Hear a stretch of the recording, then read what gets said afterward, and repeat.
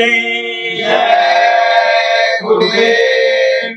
बिन सतगुरु कोई राह न पाई, महिमा उनकी कहीं न जाई। हाथ जोड़कर विनय हमारी, हो जाओ सब शाकाहारी।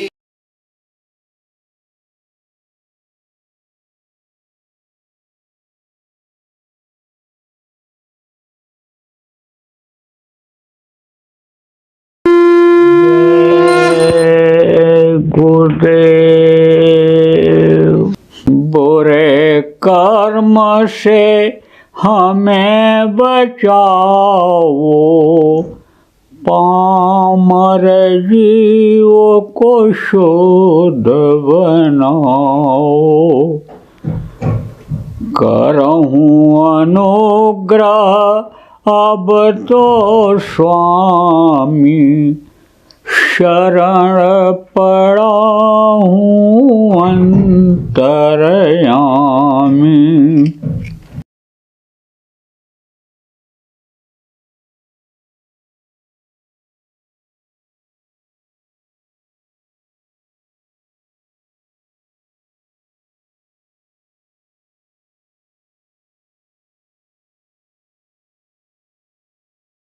ये कहाँ पहुँचती है, कहाँ पहुँचाई जाती है? जहाँ से ये आई है, जहाँ से उतारी गई है। कहाँ से उतारी गई है? जहाँ वो प्रभु विराजमान हैं, जो सबके सृजनहार हैं, जो देवी देवताओं के भी पिता हैं, 33 करोड़ दुर्गादश करोड़ शंभु के पिता हैं, ब्रह्मा विष्णु महेश के पिता हैं, इनके पिता के भी पिता हैं। आप ये समझो सब के मालिक हैं, जिनको सत्पुरुष कहा गया, जिनको अकाल पुरुष संतों ने कहा, जिनको साहब दयाल भी कहा लोगों ने। आप ये समझो कि वो हैं। आप ये समझो उन्हीं को राधा स्वामी कहा, उन्हीं को जय गुरुदेव हम लोग कहते हैं। तो जब ये अपने जय गुरुदेव धाम में पहुँचेगी ये जीवात्मा, तब आप ये समझो कि वापस फिर इधर नहीं आएगी। तो आप कहोगे भाई वो तो धाम बहुत दूर होगा। बात तो सही है, बहुत दूर है, लेकिन आपके पहुंचने में ज़्यादा दूर नहीं है। सुनने में तो दूर है, देखने में भी अन्य दूर लगेगा, लेकिन आपके पहुंचने में दूर वहाँ नहीं है। देखो, अभी किसी से कहा जाए कि तुम कल का सवेरा नहीं देखोगे, रात को ही ख़त्म हो जाओगे। विश्वास के साथ उसको कहो कि विश्वास करो, और अगर सवेरा तुमने देख लिया तो मैं फांसी पर लटकने के लिए तैयार हूँ। विश्वास दिला दो उसको कैसे भी, तो रात को खाना नहीं खाएगा और सब भूल जाएगा। पुत्र का प्रेम, पत्नी का प्रेम, धन दौलत, सारी चीज़ें भूल जाएगा वो।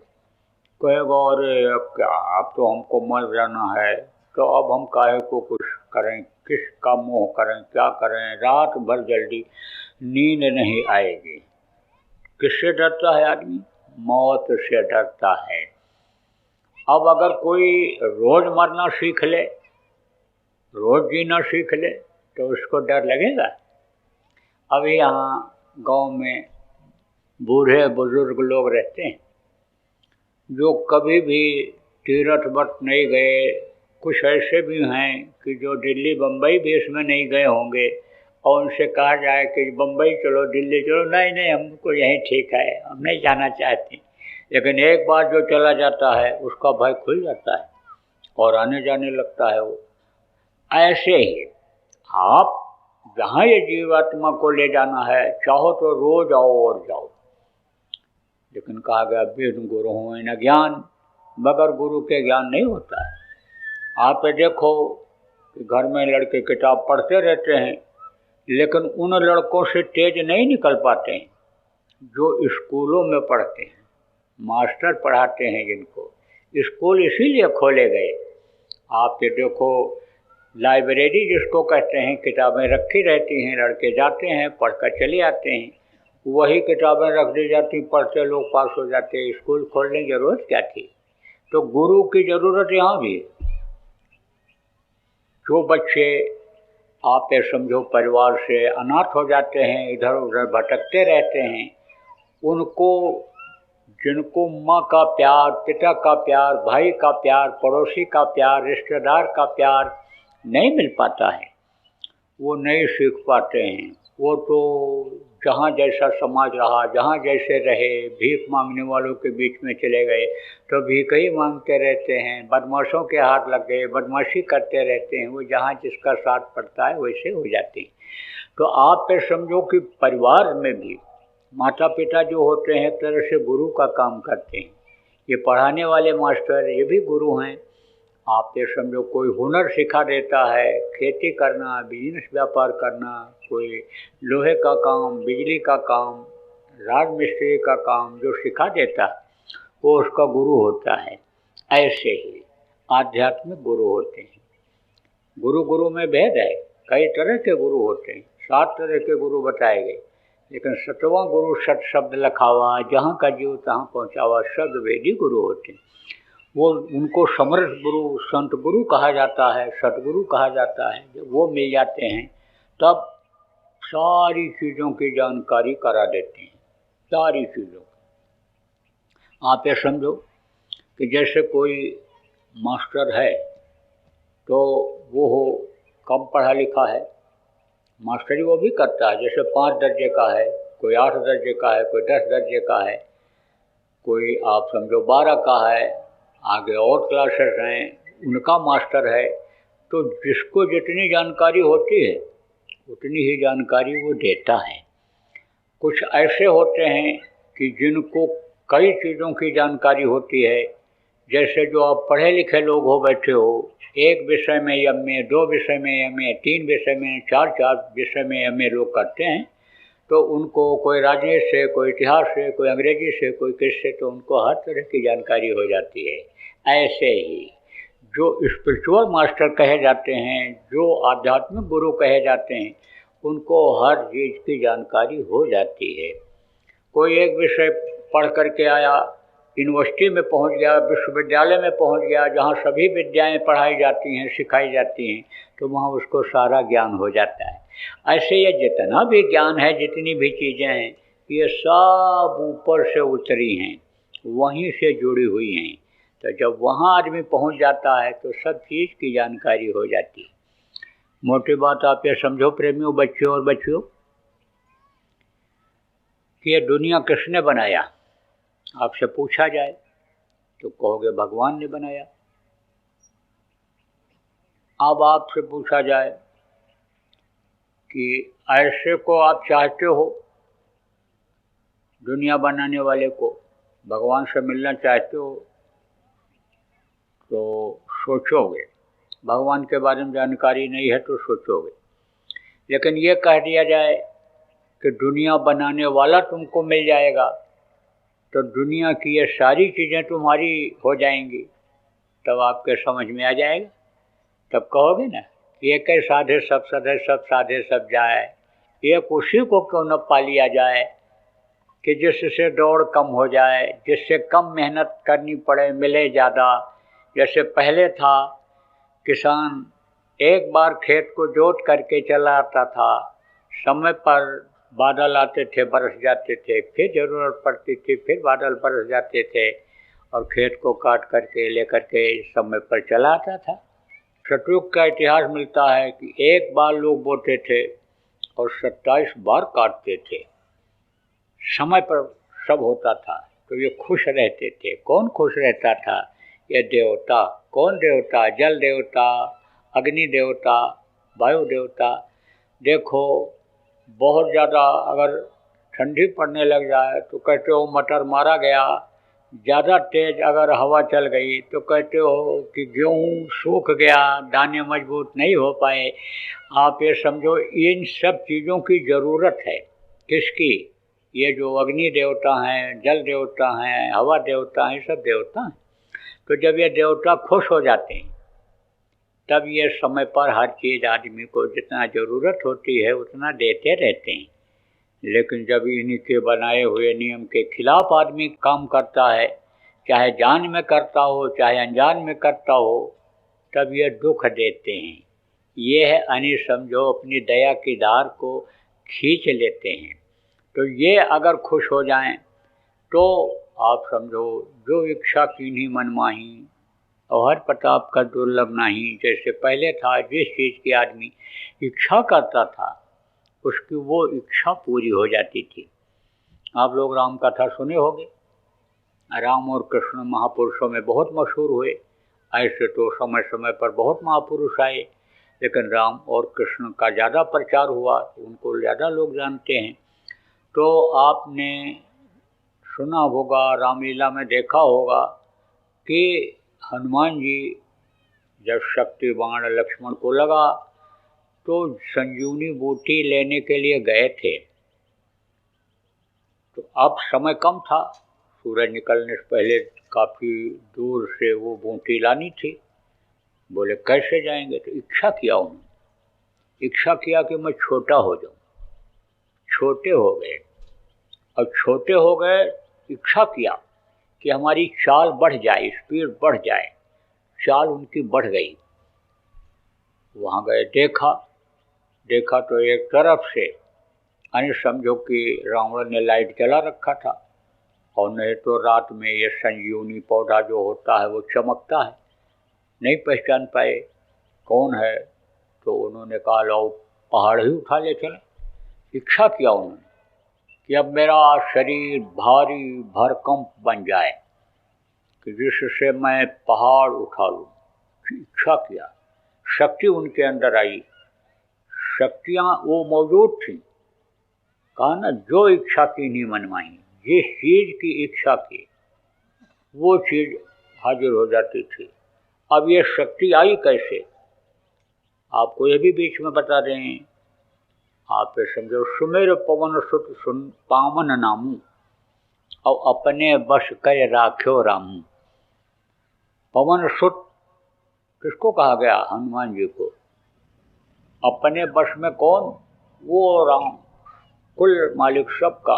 राम की व्याख्या में कहा गया, एक राम दशरथ का बेटा, एक राम घट घट में लेटा, एक राम का सकल पसारा, एक राम सब जग से न्यारा। तो जो सब जग से न्यारा है राम, उसको अपने बस में कर लिया। इनको जिन्होंने दुनिया संसार ये बनाया उसको उन्होंने बस में कर लिया। बस में कब करता है? सम्मान दे करके, इज्जत दे करके, प्यार दे करके और सेवा करके कोई किसी को बस में कर लेता है। ऐसे उन्होंने सेवा किया, बस में किया। तो बस में किया तो वो शक्ति आ गई, ताकत आ गई। और जब ताकत आई तो आप ये समझो उन्होंने इच्छा किया, और इच्छा किया तो भारी भरकम शरीर हो गया, और पहाड़ उठा करके लेकर के चले आए। अब उड़ने को जब हुआ तब उड़े कैसे? तब फिर इच्छा किया। तो अणुमा शक्ति होती है, वो अणुमा शक्ति जब आती है तो छोटा से छोटा बन जाए आदमी। गरिमा शक्ति आती है तो भारी हो जाए, बड़ा हो जाए। ये सब शक्तियाँ, अरुमा गरुमा महिमा लघुमा, ये वशीकरण, ये सब जो है सिद्धियाँ हैं। तो ये रिद्धि सिद्धि, 8 सिद्धि, 8 सिद्धि 9 निधि, ये सब ये बस में हो जाती हैं। कब? कि जब आदमी साधना करता है, साधता है, तब समझो ये बस में हो जाती हैं। तो आप ये समझो प्रेमियों कि दया की धार लिया उन्होंने, राम जिसको कहा गया उनसे दया की धार लिया, और ये शक्तियाँ उनके अंदर पैदा हो गई। इच्छा करते ही वो छोटे हो गए, पहाड़ भी छोटा हो गया, उसको लेकर के आए और फिर बड़ा शरीर हो गया, पहाड़ को नीचे रख दिया, जैसे शरीर था वैसे शरीर हो गया। तो इच्छा करने से ये सब शक्तियाँ आ जाती। अब वो चीज़ अगर आप में आ जाए तो फिर क्या कहना है। और मनुष्य शरीर में ही यह शक्ति आ सकती है, मनुष्य शरीर में ही भगवान का दर्शन हो सकता है, मनुष्य शरीर में ही स्वर्ग और वैकुंठ को देखा जा सकता है। और जब तक जिंदा रहता है तब तक, मरने के बाद न तो कोई स्वर्ग को देखा, न वैकुंठ को देखा, और न कोई देखेगा। अब प्रेमियों, आज आप आए हो सुनने के लिए, आज आपको यह भी बताया गया कि उम्र आपकी ख़त्म होती जा रही है। पहले था बाप के सामने लड़का नहीं मरता था, और मर जाए तो राजा से पूछताछ होती थी, आपने कोई अन्याय किया होगा, अत्याचार किया होगा, कि आपके राज्य में अनहोनी हो गई और इस समय आदमी घर से निकले, कोई गारंटी है कि 2 घंटे के बाद ठीक ठाक वापस आ जाए? कोई गारंटी नहीं। ऐसे समय जब समय पूरा हो जाएगा आप क्या कर पाओगे?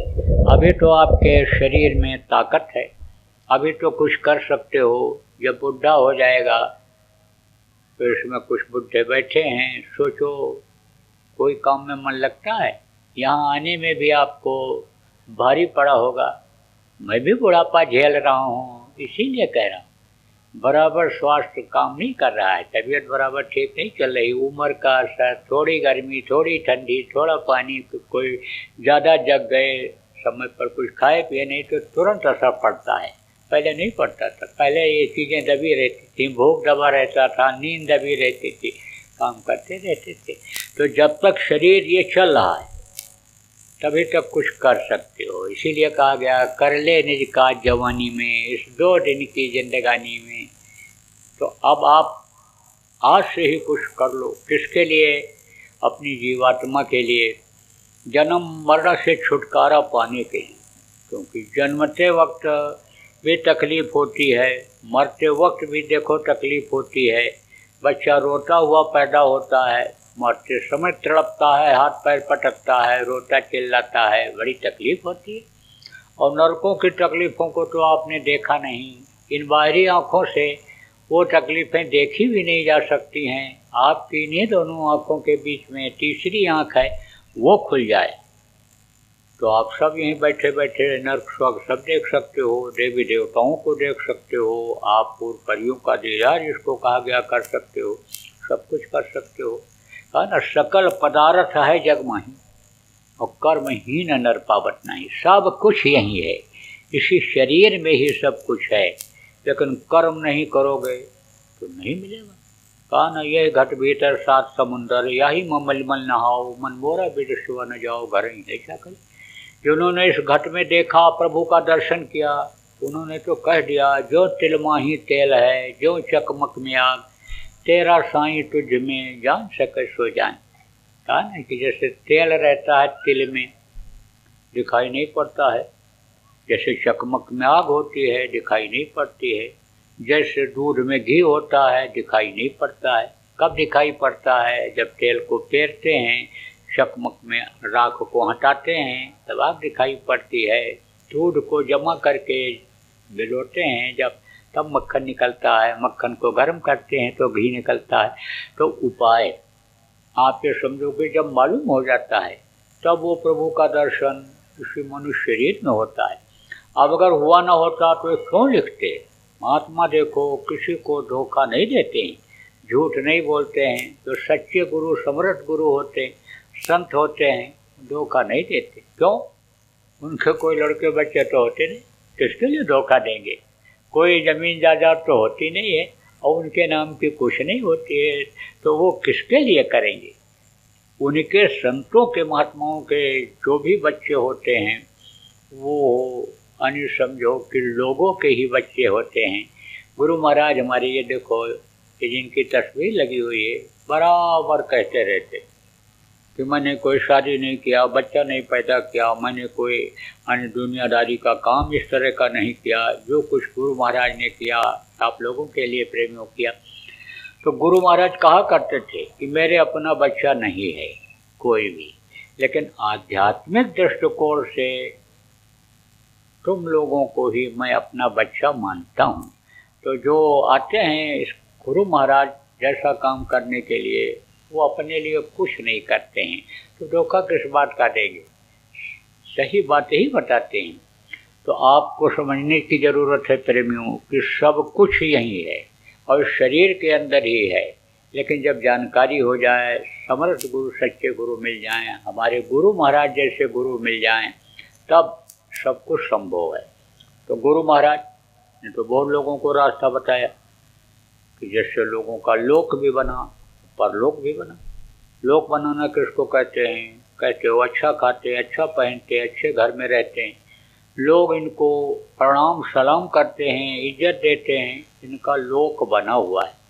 परलोक बनाना किसको कहते हैं? जहाँ रहे तो मृत्यु लोक है, इसके ऊपर में देवताओं के लोक हैं, शिव लोक है, ब्रह्मा लोक है, विष्णु लोक है, इनकी माँ आद्या महाशक्ति का लोक है, इनके पिता ईश्वर का लोक है, इसके आगे ब्रह्म लोक, पार ब्रह्म लोक, आप ये समझो अन्य समझ लो कि सतलोक, अलख लोक, अगम लोक, अनामी लोक, बहुत से लोक हैं। उन लोकों में भी आना जाना करा देते हैं। तो गुरु महाराज ने बहुत से लोगों का आना जाना करा दिया। जब तक इस दुनिया में रहे, सुखी रहे, जब समय पूरा हो गया तो अपने मालिक के गोद में गए, बैठ गए। जहाँ से उतारे गए ये जीवात्मा जहाँ से आई वहाँ ये पहुँच गई। अब वो इधर दुख के संसार में बीमारी झेलने के लिए, लड़ाई झगड़ा झेलने के लिए, जूता लात झेलने के लिए आने वाले नहीं हैं। जूता लात कहोगे बाबा जूता लात क्यों बोलते हैं? देखो बाबा लोग अगर सच नहीं बोले तो समझ लो सचु बैठ गो तीन जो प्रिय बोले भाई आस राज धन तन तीन कर हो बेगी है ना, इसलिए सच बोलना पड़ता है। सच बात तो यह है कि आप जितने गृहस्थ बैठे हो, लड़के बच्चे वाले, इसमें चाहे आप माता हो और चाहे आप पिता हो, कोई ये नहीं कह सकते हो कि हम जूता लात नहीं खाए। जूता लात किसको कहते हैं? कोई जूता से मारे, कोई लात से मारे, तो जूता लात। अब कहा जाए जूता लात खाए कि नहीं खाए? को भाई ऐसा क्यों कहते हो जूता लात? हमको कौन जूता लात मारने वाला है? मेरी पत्नी तो मुझको परमेश्वर समझती है और मेरे पिता मुझको अन्य समझ लो कि अन्य श्रवण कुमार जैसा बेटा समझते हैं, माँ तो अपने कलेजे का टुकड़ा समझती है, तो हमको जूता लात कौन मारेगा? लेकिन छोटे बच्चे को खिलाते हो, लेते हो, जब रोने लगता है उठाते हो कि नहीं उठाते हो? अरे मन मानेगा, उठा लेते हो। अब वो जब दूध नहीं पाता है, माँ बोलती है अरे बच्चा रो रहा है, जरा उठा लो उठा लो उठा लो, जरा खिलाओ, मैं अभी आती हूँ दूध पिला। लेकिन गुस्से में जब रहता है, दूध नहीं मिलता है, तो क्या करता है? मुक्का मारता है, पैर मारता है। वो ये थोड़ा देखता है कि हम जूता पहने हैं, जूता से न मारे, पैर से न मारे। तो जूता लात बच्चों का तो सबको खाना पड़ता है। तो अब चाहे जोर से पड़े और चाहे धीरे से पड़े, जूता चाहे आप सोने का पहना दो, चाहे चांदी का पहना दो बच्चे को, चाहे चमड़े का पहना दो, लेकिन है तो जूता ही जूता। कोई उसको ये थोड़ा कहेगा कि ये ताज है, कि ये मोर है, कि ये साफा है शादी का, ये थोड़ा कोई कहेगा। तो जूता लात खाने के लिए फिर यहाँ नहीं आना पड़ेगा। तो गुरु महाराज ने बहुत से लोगों को रास्ता बताया, और गुरु महाराज जाने से पहले मेरे लिए कह कर गए थे, ना आपको घर छोड़ना है, ना आपको ज़मीन जायदाद छोड़नी है, ना आपको बाल बच्चों को छोड़ना है, गृहस्थ आश्रम में ही रहना है। आप ये समझो जब छोड़ करके घर कोई चला जाता है तो उसकी बहुत जिम्मेदारियां बढ़ जाती हैं। अब आप ये समझो खाने का इंतज़ाम तो करना ही पड़ेगा, तन ढकने के लिए कपड़े का इंतज़ाम तो करना ही पड़ेगा। तो जब वो किसी का कमाया हुआ खाएगा उसका असर आएगा। कुछ लोग ऐसे भी होते हैं, कहते चलो चुरा के ले आओ, उसमें से कुछ खिला देंगे, दे देंगे दूसरे को। लेकिन चोरी करके लाया, कत्ल करके लाया, दिल दुखा के लाया, ठगी करके लाया, तो अच्छा करके नहीं लाया। अब वो धन जब कोई खाएगा तो उसका क्या लगेगा? यानी उसके कर्म लगेंगे, पाप लगेगा, और इतना पूजा पाठ हो नहीं पाएगा, इतनी तपस्या हो नहीं पाएगी, इतनी साधना हो नहीं पाएगी कि रोज रोज जिसका खाते रहे उसका आप क्षमा करा पाओ। तो मन वो खराब कर देता है, बुद्धि खराब कर देता है। और यह काल माया का देश है, पटकते देर नहीं लगता है। श्रृंगी को भंग कर डाला, नारद के पीछे पड़ गए पछाड़, योग करत गोरख जी को लूटा, नैमी को लूटा हलवा। नैमी ऋषि को हलवा खिला खिला करके नकेल डाल करके अप्सरा और इंद्र के सामने ले जाकर पेश कर दिया था। आप लोगों को सुनाया गया है सत्संग में, यूट्यूब पर सत्संग सब पढ़े हैं, चैनलों में भी आते रहते हैं, और ये अपने संगत के अखबार निकलते उसमें सब छपता रहता है। तो आप जो उसको पढ़े हो, सुने हो या सत्संग में आते जाते हो, आपको मालूम है, आप ये समझो 7-7 हजार वर्ष की तपस्या खत्म हो गई लोगों की तनिक देर में। लेकिन गृहस्थ आश्रम है, उसमें एक दूसरे का लेना देना कर्जा आधा हो जाता है। तो कभी आप ये देखो नरम तो कभी गरम, कहते हैं कभी नाव गाड़ी पर और कभी गाड़ी नाव पर। आप ये समझो ट्रक पल्लाद करके एक जगह से नाव को दूसरी जगह ले जाते हैं, और वही नाव जब नदी में पहुंच जाती है तब उसी पर ट्रक लद जाता है और लद करके नाव पार कर देता है ट्रक को, ट्रक पानी में नहीं चल सकता। ऐसे ही घर की गृहस्थी की गाड़ी होती है। पत्नी का काम अलग है, बेटे का काम अलग है, पति का काम अलग है, बाप का काम अलग है, सास का काम अलग है, ससुर का काम अलग अलग काम है, और अलग अलग अपनी ड्यूटी करते हैं। लेना देना कर्जा उसी में आधा हो जाता है। तो प्रेमियों, गृहस्थ आश्रम बहुत अच्छा आश्रम है, लेकिन गृहस्थ आश्रम में फंसा न रहा जाए। आप लोग फंस जाते हो गृहस्थ आश्रम में, वही दिखाई पड़ता है। और रहो गृहस्थ आश्रम में ही, लेकिन सीख लो किससे। जैसे कीचड़ में कमल निकल करके ऊपर आ जाता है और दूर से दिखाई पड़ता है, जैसे कांटों में ही गुलाब खिल जाता है, ऐसे उसमें रहो। कहने का मतलब यह है कि गृहस्थ आश्रम में ही रहो, बाल बच्चों की देख रेख करो, खेती नौकरी दुकान दफ्तर का काम जो भी करते हो वो करो। बच्चों घर का काम कर लो, बच्चों की देख रेख कर लो, रोटी पानी बना लो, जानवर हैं जानवरों की देख रेख कर लो, सब कुछ करो। लेकिन कितना देर?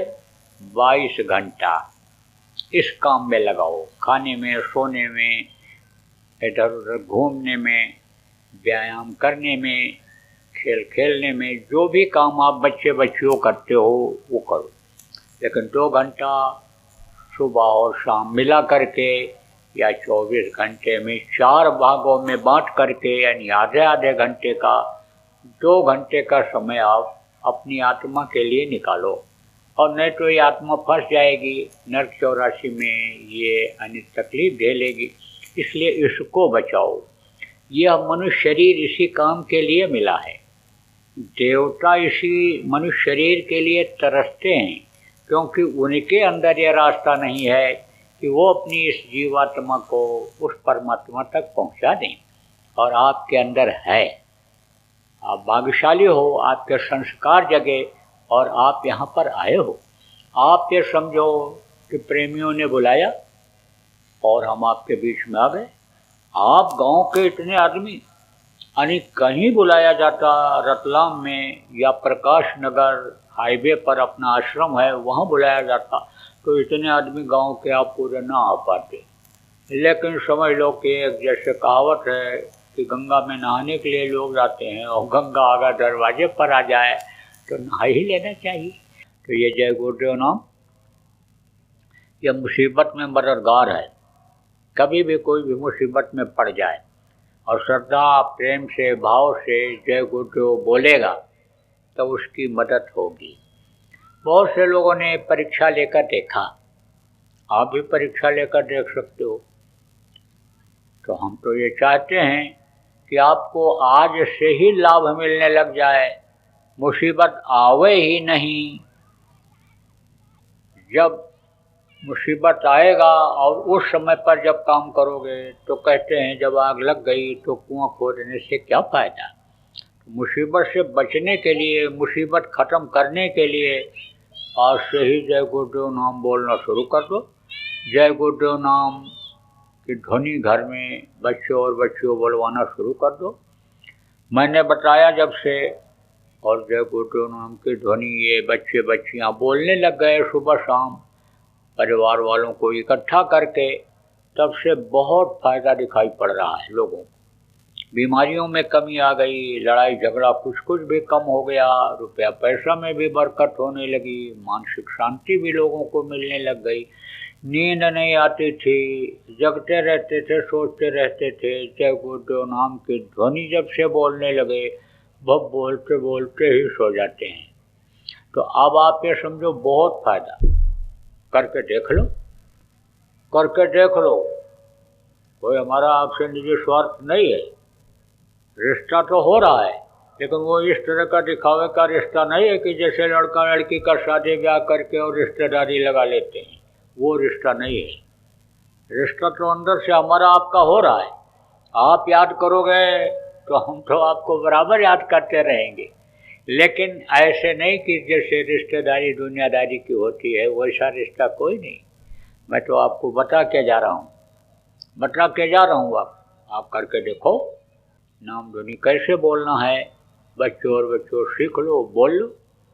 1-2 बार बोलवा देता हूँ। जय गुरुदेव,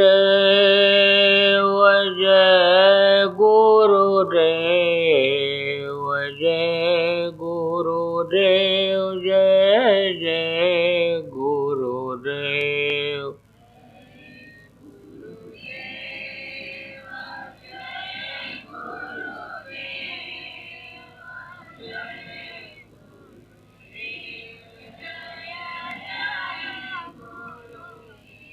जय गुरुदेव, जय गुरुदेव, जय गुरुदेव, जय जय गुरुदेव।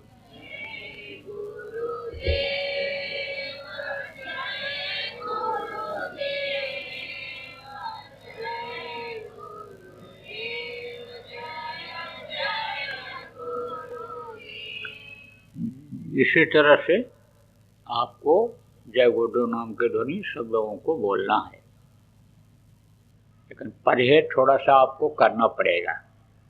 परहेज क्या है? देखो, जो मनुष्य का भोजन है उसको जितना हजम कर सको खूब खाओ। आप दिन भर में 4 बार खा लो, भोजन खा लो, घी पी लो, दूध पी लो, मेवा मिष्ठान खा लो, फल खा लो, जो जितना हजम कर सको। लेकिन जानवरों का मांस खाने के अधिकारी आप नहीं हो। चेतन को नहीं खा सकता, आप चेतन हो। आप जड़ को खा सकते हो। गेहूँ जड़ है, धान जड़ है। जड़ किसको कहते हैं? जो एक जगह से दूसरी जगह आ जा ना सके, इसको खाने के अधिकारी हो। और जब मांस लोग खाने लग जाते हैं तो खून बेमेल हो जाता है, तरह तरह की बीमारियां आ जाती हैं, बुद्धि खराब हो जाता है। आप ये समझो कि काम क्रोध की भावना ये बड़ी तेज हो जाती है। माँ बहन बहू बेटी की पहचान खत्म हो जाती है। हिंसा हत्या जानवरों की तरह से करने लग जाता है। तो मांस मत खाना, किसी भी पशु किसी भी पक्षी का मांस मत खाना। तो एक तो बीमारियों से बचे रहोगे, क्योंकि देखो ये बीमारियां जो बढ़ रही हैं, इतनी बीमारियां पहले नहीं थी, लेकिन मांसाहार जब से बढ़ा तब से बीमारियां बढ़ गई। जब से शराब और शराब जैसा बुद्धनाशक नशे का, चाहे वो गोलियां हों, चाहे वो कोई जड़ी बूटी हो, चाहे कोई पीने वाली चीज़ हो, इसका सेवन जब से ज़्यादा लोगों ने शुरू किया तब से अपराध बहुत बढ़ गया। तो आप समझो इससे दूर रहना। किसी पशु पक्षी का मांस मत खाना, मछली मत खाना, अंडा मत खाना, शराब मत पीना, तेज नशे वाली चीज़ों का सेवन मत करना। बोलो जय गुरुदेव। जय गुरुदेव। अभी आपने बाबा उमाकांत जी महाराज के सत्संग को सुना।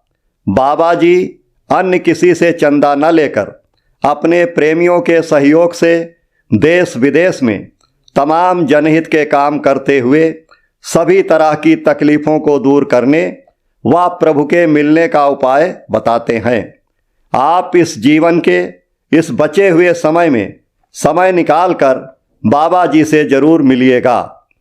आपके सुझाव के लिए व्हाट्सएप नंबर 9575600700।